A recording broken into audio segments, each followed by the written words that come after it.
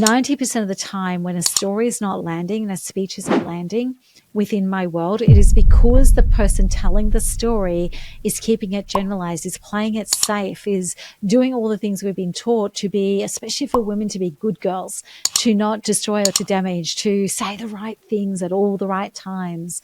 But when it comes to story activation, these are the things that actually can work against us. So I think I probably have a catalog of hundreds of things that you should do to activate your stories. But we've got a limited time here at the moment. So I'm going to walk you through the top 12 in my perspective that we really need to know and understand.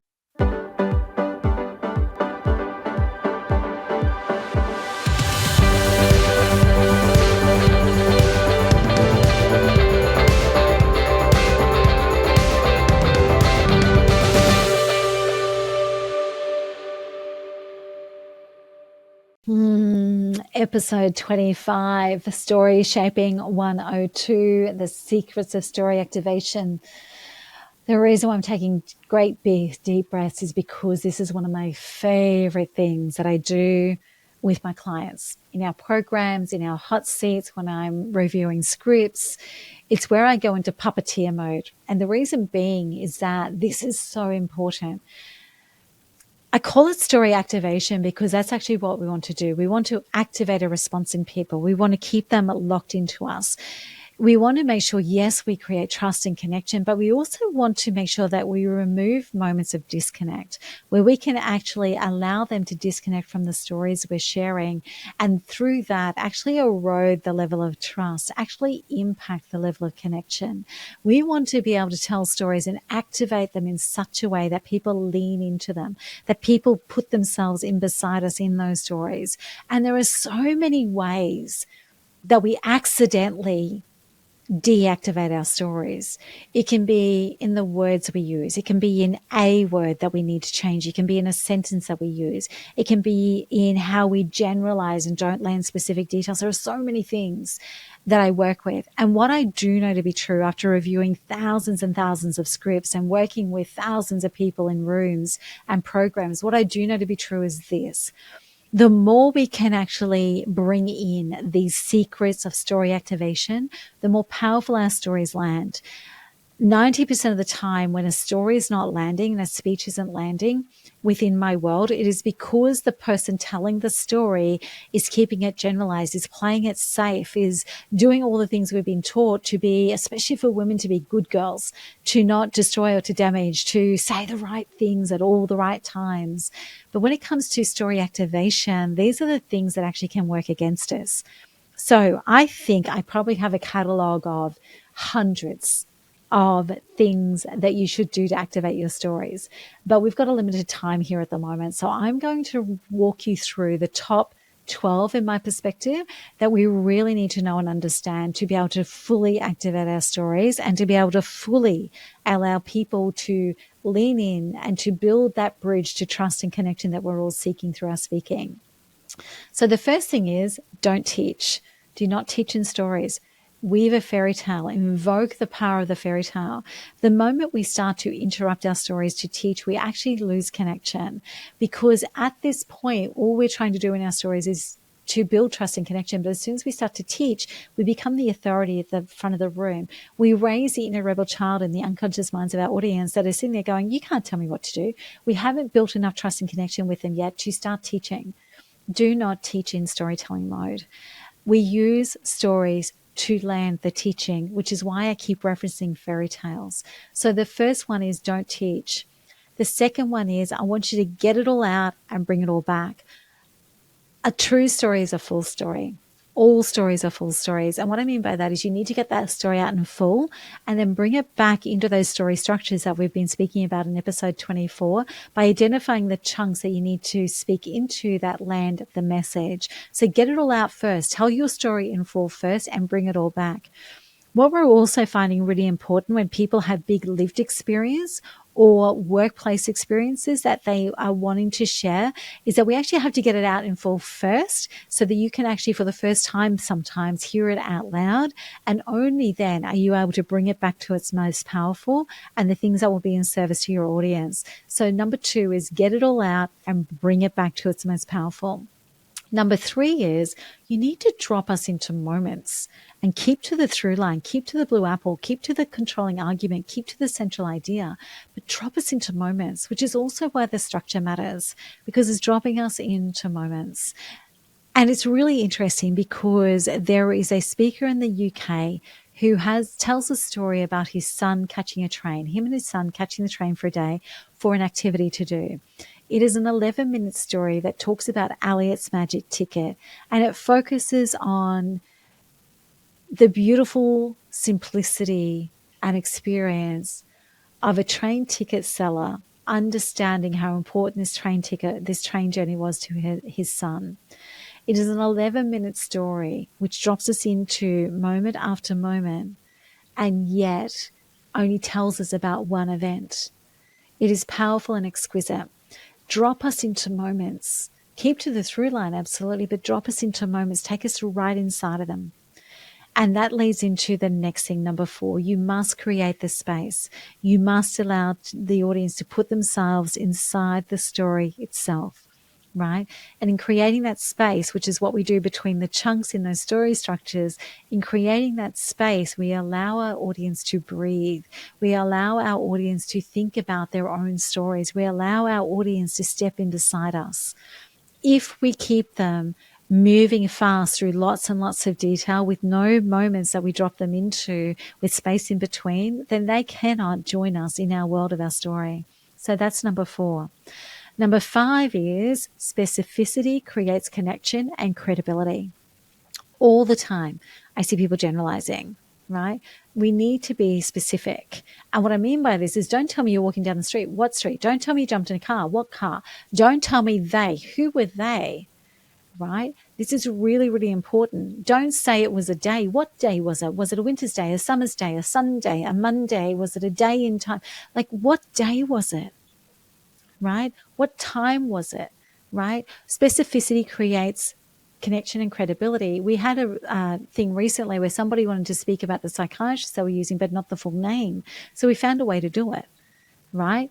It's really important that you give specificity, because what happens when we generalize, and I'm going to use a really horrible example here because not all politicians are born this way, but when we generalize, people think we're a politician.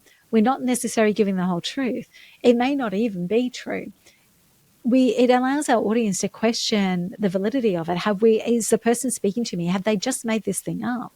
Right? Specificity creates connection and credibility. It doesn't mean that every detail has to be specific, but you have to have enough in there that people can believe it to be true. Right? When we generalize and we skim over the detail and we don't bring in specifics, what happens is our audience can stay removed, and it's almost like they sit back and they become like the assessor and the judge. Right? And they definitely have zero chance of standing in beside you. So specificity creates connection and credibility. Stop generalizing. They, who are they? Street, what street? Town, what town? Where were you? Was the sun shining? Was the moon out? Be specific about the details. Number 6 is you need to name the characters. So ideally, you actually should name yourself and one other person, or if it's not your own story, 2 characters. And that is for 2 reasons. We need to set up tension between characters, but also Harvard research tells us that simply by naming a second character, the ability for our audience to remember our stories and our information goes up by more than 60%. That is phenomenal. We must name the characters. You don't have to name all of them, but you must name at least you and one other, or at least 2 if it's not your personal story. So that's number 6. Number 7 is ignite the senses. Use words which explain what you see, what you feel, what you hear, what you touch, what you smell. Be careful with that one. And what you taste. Use words that describe those things. What is it that you're seeing? What is it that you can feel inside? What is it that you're touching? What can you hear both around you and internally? What is it that you can smell? What are the tastes? Use your words to ignite the senses. The more that you can ignite the senses in your audience, the more that they will lean into it and the more that they will put themselves in beside you.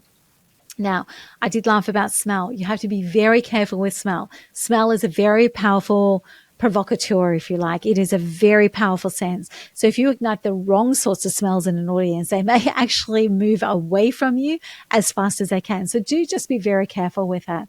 But when you use your words to deliberately ignite the senses, it does create a completely visceral response for your audience. So that is that one. Number 7, ignite the senses. Number 8, is that time is a setup phrase.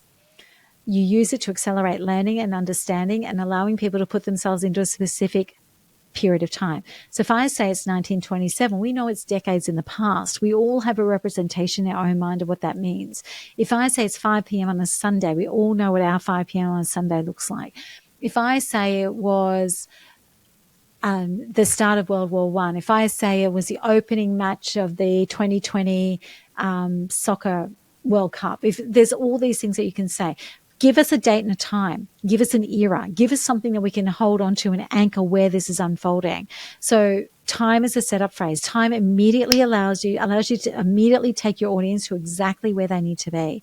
It's a really fast accelerant, right? It allows you to bypass setting up, right? So time is a setup phrase.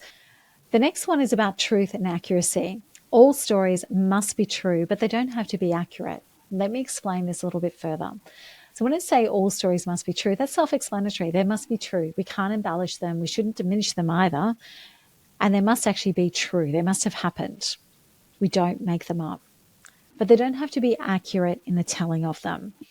The simplest way to explain this is to think about movies that quite often open at the end scene and then wind you back, or books that open with the middle of the story and take you in both directions. A story doesn't have to be accurate. It means that we don't have to actually tell it in the order in which it happened. It does have to be true. Every bit that we tell has to be true. We may actually not tell all of the detail. The waiver to that is we only eliminate detail because we're actually speaking into the message that we're landing. If we're eliminating detail to manipulate an outcome, then that's different. We don't have to tell all the detail. We don't have to tell it in order of it happening. We can start in the middle and go to the beginning. We can start in the end and go to the beginning. We can start in the beginning and go to the end. So it doesn't have to be a chronological unfold, but every single story that we tell must be true. The detail must be true. But it doesn't have to be accurate in the way that it unfolded, in the way that we tell it. Really important one. The next thing is watch our language, eliminate the fluff. Get rid of words like hopefully, maybe, I'm hopeful, my wish is. Get rid of all those words in your storytelling, and especially when you're actually instructing. Using those words actually diminishes your authority accidentally. Don't say hopefully, say I believe, say I know. Own your space, especially if you're a subject matter expert. The amount of people who are putting themselves forward as a subject matter expert or to build their business who say, I wish, I hope, maybe, stop it. Eliminate the fluff. Own the things. Don't say hopefully. Don't say maybe. Don't say I wish. Right? Use words like I know, I believe, I trust. This is what I know to be true, what I have discovered, what my experience has revealed to me. Don't ask people to hopefully understand what you're saying. Don't tell people that you wish they had a better future. Own what it is that you know to be true and eliminate the fluff. Now, the last two are all about speeches themselves, not necessarily just the individual stories, but we do cover this off with storytelling. The first one is don't abdicate your power on stage. So quite often when we're using research or data or other people's work, we're actually using it so strongly that the audience becomes interested in the work of that person and not interested in your work.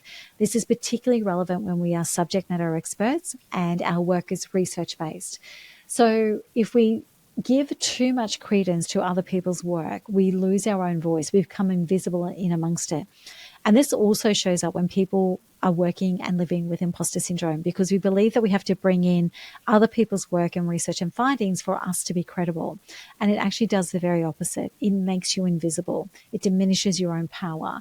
It actually becomes all about the work of others and not about yourselves. So even when you are using an incredible piece of research or data or other people's work, make sure that you're actually unfolding story and speeches around it that actually share why this matters for your work, share how this supports your insights, rather than just actually speaking to that research. So that's the first one when it comes to general speeches.